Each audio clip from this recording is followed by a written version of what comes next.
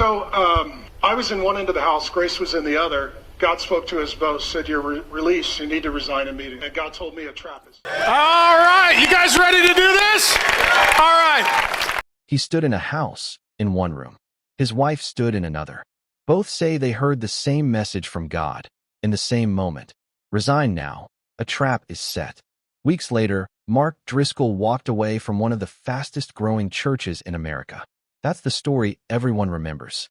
What most people don't know is what happened before that resignation and what he built after it. The empire. In 1996, Mark Driscoll planted a church in Seattle that didn't look like anything else at the time. While most pastors were softening their message to reach a wider audience, Driscoll went the other way, blunt, aggressive, unapologetically masculine preaching aimed straight at young men most churches had given up on. It worked. Mars Hill Church grew from a Bible study into a 15-campus network across 5 states. Over 12,000 people showed up every single week. Sermons were downloaded millions of times. His books sold. His conferences packed out. By 2013, Mark Driscoll wasn't just leading a church, he was the church. And that's the detail that matters most for everything that comes next. The collapse. In 2014, the cracks became public. A scheme to buy his way onto a bestseller list. Plagiarism accusations. Old anonymous writings resurfacing online that showed a very different side of him. But the real blow didn't come from outside critics. It came from his own elders, men he had personally appointed. They opened a formal investigation into his leadership, and their conclusion was damning. A pattern of bullying and abuse of power at the center of the church. Here's the part most retellings skip. They didn't fire him. They handed him a written restoration plan, step down from the pulpit, submit to real oversight, do the internal work, and there was a path back.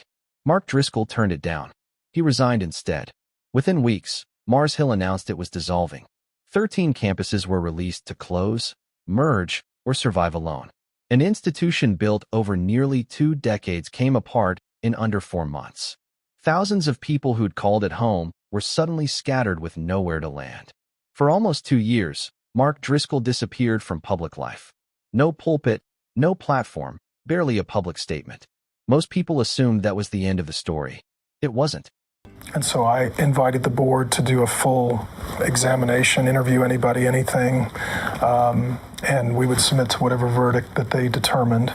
And they said, we see in your history of leadership, less in more recent years, but particularly in the past, pride, anger, and domineering leadership style. I think that would be the 3 exact words they used.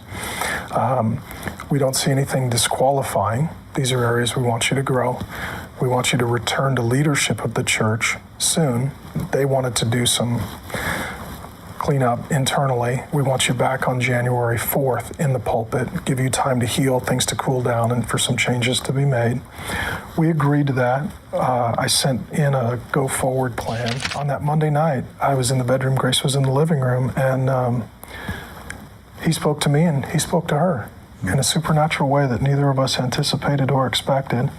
And so Grace walked in and she said, I feel like the Lord just spoke to me and said what we're supposed to do. And I was like, I feel like the Lord just spoke to me and said what we're supposed to do. It's not what we wanted. It's not what we had agreed to. And it's not what we had planned for. And so I asked her, well, what did the Lord say to you? Because I didn't want to influence her. And she said, we're released yeah. from Mars Hill. She said, well, what did he say to you? And I said, well, the Lord revealed to me that, a trap has been set. There's no way for us to return to leadership. And I didn't know what that meant or what was going on at the time. He said, we're released and we need to resign. So the comeback. In Scottsdale, Arizona, Driscoll planted Trinity Church. Same tone, same emphasis on rigid gender roles, with ministries built around real men and real women. Same media-first approach, now expanded through his own podcast and content network. Today, Trinity reports more than 5,000 people attending weekly, smaller than Mars Hill's peak, but growing fast. In 2026, the church signed a $15.5 million contract for a new building, 4 times the square footage of their current space. To his supporters, this is a redemption story, a flawed man who kept his faith and rebuilt. To people who lived through Mars Hill's collapse, it looks like something else entirely, the same blueprint, in a different state, under a different name. And that's not just a feeling. Former members and independent reporting have raised similar concerns at Trinity: strict loyalty expectations, monitoring of internal critics, and a culture where dissent isn't welcomed. Different building. Familiar pattern. Said, okay, investigate everything. I know I'm not disqualified. I know who I am. I can't wait to stand before Jesus. It's going to be a great day for me. I was in one end of the house. Grace was in the other. God spoke to us both, said, you're released. You need to resign immediately. And God told me a trap is set. He didn't tell Grace that. So she came in. She's like, God just spoke to me. I was like, God just spoke to me. And I said, what did you hear? She said, we're released. I said, I heard we're released. And that trap was set. So we walked away. Didn't defend ourselves. Took 18 months, didn't do social media, didn't do public ministry. And follow for more. The question nobody wants to ask. Here's what makes this story bigger than one pastor. There is no license to preach. No central body that tracks pastors accused of abuse of power across state lines. No system that stops a leader from simply moving somewhere new and starting over. In independent churches, accountability isn't enforced by an institution. It's enforced by attendance. If people show up, if the offering plate keeps getting full, that becomes the verdict. Charisma outruns correction. That's what makes the 2014 restoration plan so important. It wasn't punishment. It was an actual door back to trust, built by the people who knew him best. He didn't walk through it. He walked around it, disappeared, and rebuilt on his own terms in a place with no memory of what happened before. This isn't really a story about whether one man can change. It's a story about what a system rewards. When growth and influence matter more than character, the cycle doesn't end with one collapse. And so during that time, I met with some of my critics and enemies, one-on-one or small group, people that had been friends, people who claimed to be Christians, some who were pastors, some who still are pastors. And I asked them, I said, God told me a trap was set. So I asked him, I said, do you know what that might be? And these people that we had known said, yeah, the nuclear option was we were going to accuse you of adultery. This was at Panera, multiple meetings at Panera.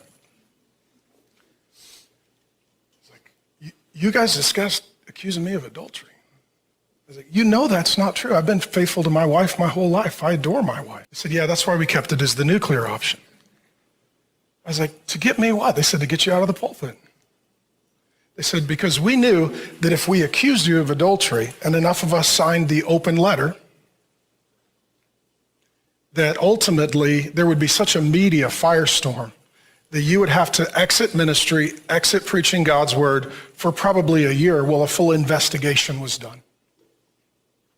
During that time, we could take over and lead and be in charge. And then we figured one of two things would happen. Either you would come back, but we would be in charge, or you would never come back, and you'd be done forever.